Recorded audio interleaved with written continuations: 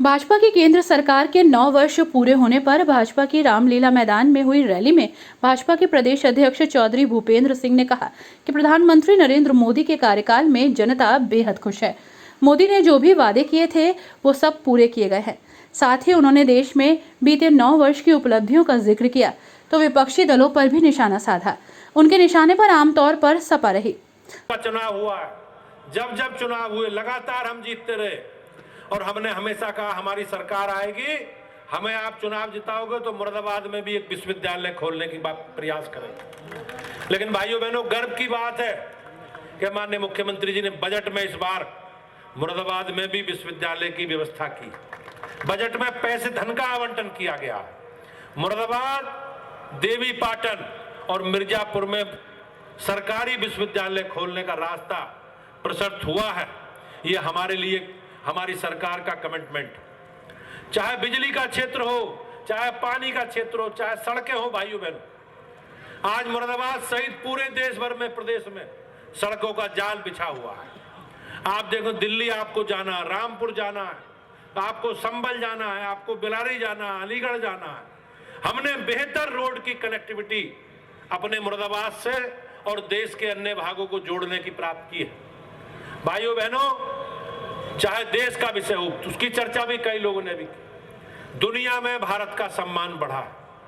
हमारी सरकार आने से पहले, मोदी जी के प्रधानमंत्री बनने से पहले, लोग हमेशा देश के नागरिकों के हितों को ताक पर रखकर समझौते करते थे। लेकिन हमारी सरकार आने के बाद, मोदी जी की सरकार, हमने अपने देश के 140 करोड़ लोगों के हितों को ध्यान में रखते हुए समझौते किए हैं दुनिया से।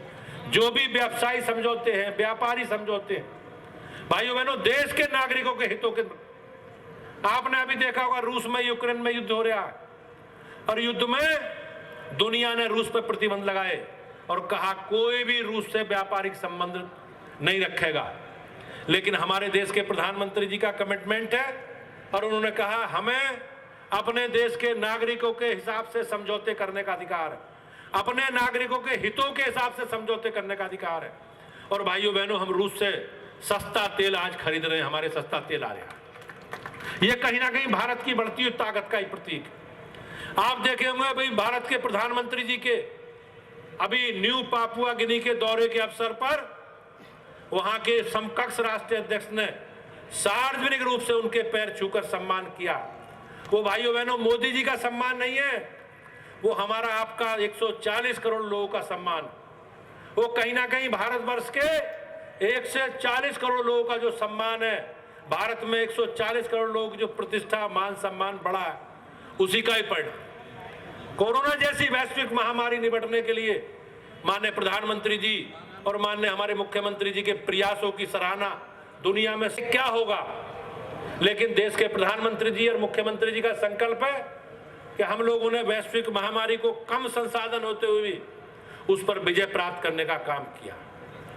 आपने देखा होगा, आज से 50-60 साल पहले देश में पोलियो की बीमारी आई थी। लेकिन भाइयों बहनों, पोलियो का टीका कब आया?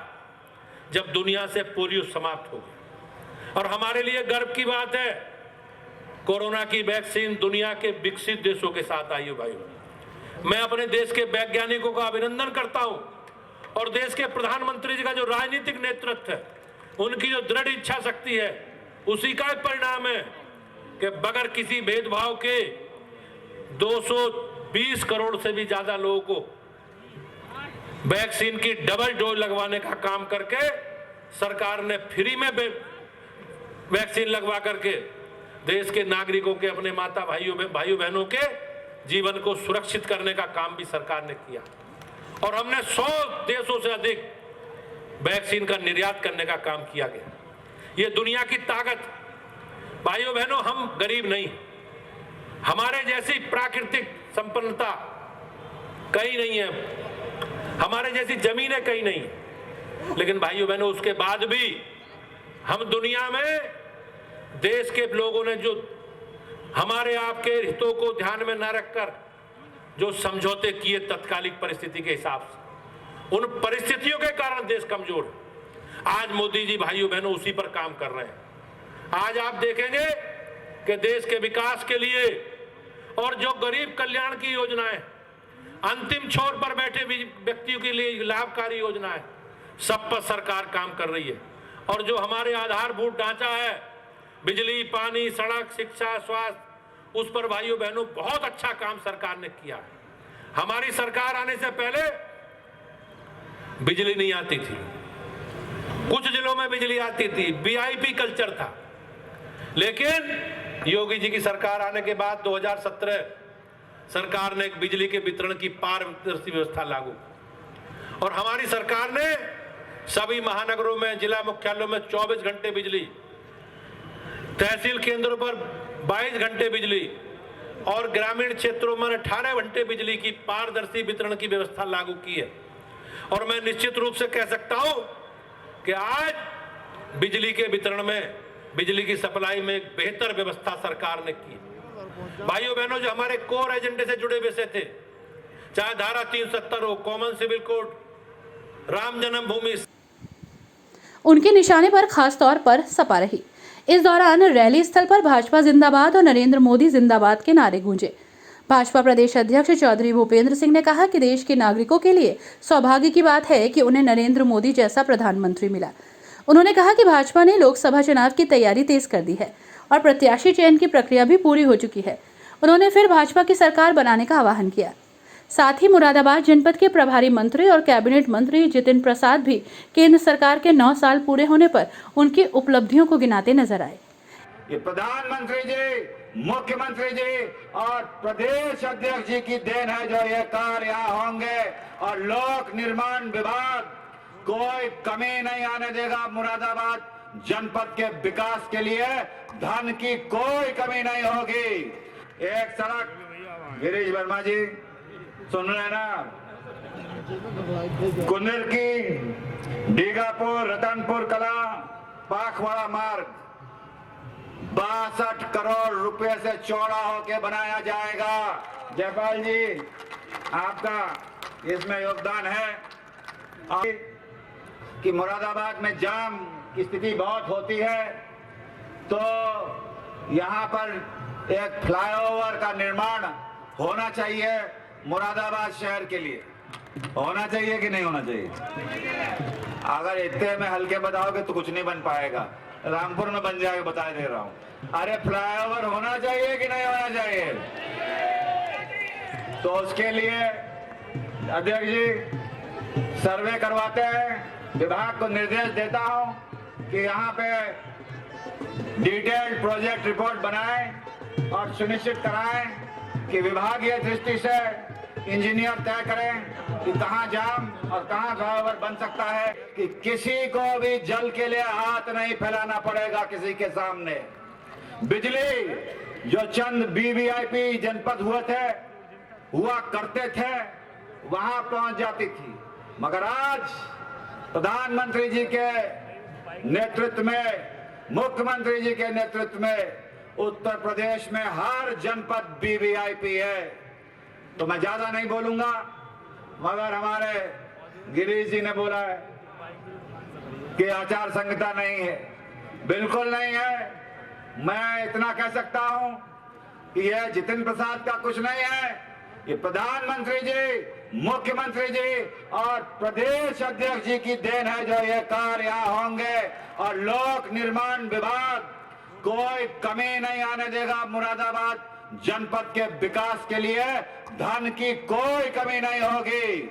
और आज मैं कह सकता हूं, हालांकि मैं घोषणा नहीं करता हूं, घोषणा मंत्री नहीं बनना चाहता, मैं प्रदेश अध्यक्ष जी के तने काम करने वाला मंत्री और व्यक्ति बनना चाहता हूं। मगर फिर भी एक सड़क, गिरीश वर्मा जी सुन रहे ना, कुंदर की डीगापुर रतनपुर कला पाखवाड़ा मार्ग 62 करोड़ रुपए से चौड़ा होके बनाया जाएगा। जयपाल जी, आपका इसमें योगदान है, और मैं चुनौती देता हूं गिरीश वर्मा जी को, ये बता दे कितने जीरो लगते हैं 62 करोड़ में, तो मैं जान जाऊं। इतनी बड़ी सड़क बनने वाली है। और दूसरा, माननीय प्रदेश अध्यक्ष जी का निर्देश भी है और विधायक जी रितेश जी का भी कि मुरादाबाद में जाम की स्थिति बहुत होती है, तो यहाँ पर एक फ्लाईओवर का निर्माण होना चाहिए मुरादाबाद शहर के लिए। होना चाहिए कि नहीं होना चाहिए? अगर इतने में हल्के बताओगे तो कुछ नहीं बन पाएगा। रामपुर में बन जाएगा, बता दे रहा हूं। अरे फ्लाईओवर होना चाहिए कि नहीं होना चाहिए? तो उसके लिए अध्यक्ष जी सर्वे करवाते हैं, विभाग को निर्देश देता हूं कि यहाँ पे डिटेल्ड प्रोजेक्ट रिपोर्ट बनाएं और सुनिश्चित कराएं कि विभागीय दृष्टि से इंजीनियर तय करें कि कहां जाम और कहां फ्लाईओवर बन सकता है। और इसी के साथ मैं धन्यवाद दूंगा आप सबका कि मुझे भी सौभाग्य मिला इस मुरादाबाद का प्रभारी बनने का और हमारे प्रदेश अध्यक्ष जी के गृह जनपद में कार्य करने। इस मौके पर महापौर विनोद अग्रवाल, नगर विधायक रितेश गुप्ता, एमएलसी सत्यपाल सैनी, जयपाल सिंह वेस्त, भाजपा प्रदेश महामंत्री और एमएलसी सुभाष यदुवंश, पश्चिम क्षेत्र के क्षेत्रीय महामंत्री हरिओम शर्मा, जनसभा संयोजक और महानगर प्रभारी वाईपी सिंह आदि लोग मौजूद रहे। माननीय प्रधानमंत्री जी नरेंद्र मोदी जी के नेतृत्व में सेवा, सुशासन और गरीब कल्याण को समर्पित शासन के 9 वर्ष पूरा होने के उपलक्ष्य में भारतीय जनता पार्टी ने जो कार्यक्रम हम लोग जनसंपर्क का हमने बनाया है, उसकी कड़ी में आज मुरादाबाद लोकसभा की सार्वजनिक सभा थी और हमने जो जो काम किए हैं हमारी सरकारों ने, राज्य की और केंद्र की सरकार ने, पूरा रिपोर्ट कार्ड हमने जनता के बीच में रखा है। और निश्चित रूप से ये हमारे लिए, भारतीय जनता पार्टी के और देश के नागरिकों के लिए सौभाग्य की बात है कि जो जो कमिटमेंट भाजपा के हैं वो सब सरकार ने मोदी जी के नेतृत्व में पूरे किए। सर, समाजवादी पार्टी के सांसद एसटी हसन है, वो अखिलेश यादव को प्रधानमंत्री का दावेदार बता रहे हैं 2024 के लिए। अब वो तो सपने देखने का अधिकार सबको है, कोई इसमें कोई बुराई थोड़ी। समाजवादी पार्टी 400 से ज्यादा सीटें जीत रही थी विधानसभा में। सर, भाजपा ने लोकसभा प्रत्याशियों का चयन शुरू कर दिया क्या? नहीं, कोई अभी हमारे यहाँ एक प्रत्याशी चयन की प्रक्रिया है और एक निश्चित समय अवधि में ही हम प्रत्याशी घोषित करेंगे। लेकिन प्रत्याशी नहीं जी, हमारी पूरी पार्टी चुनाव लड़ रही है। क्या पिछले 5 सालों का कार्यकाल पूरा सबका लेखा जोखा हमारे पास है और हमारी पूरी तैयारी है। मोदी जी के नेतृत्व में हम सारी सीटें भाजपा की 80 की 80 सीट जीतेंगे। शिवपाल सिंह यादव तो ये कह रहे हैं कि जो है हम सब एक होकर लड़ेंगे और इनको जो जीतने ही नहीं देंगे, हम हरा के दिखाएंगे। अब 2019 में अलग अलग लड़े थे क्या? 2017 में भी लड़े थे और 2022 में कहाँ थे?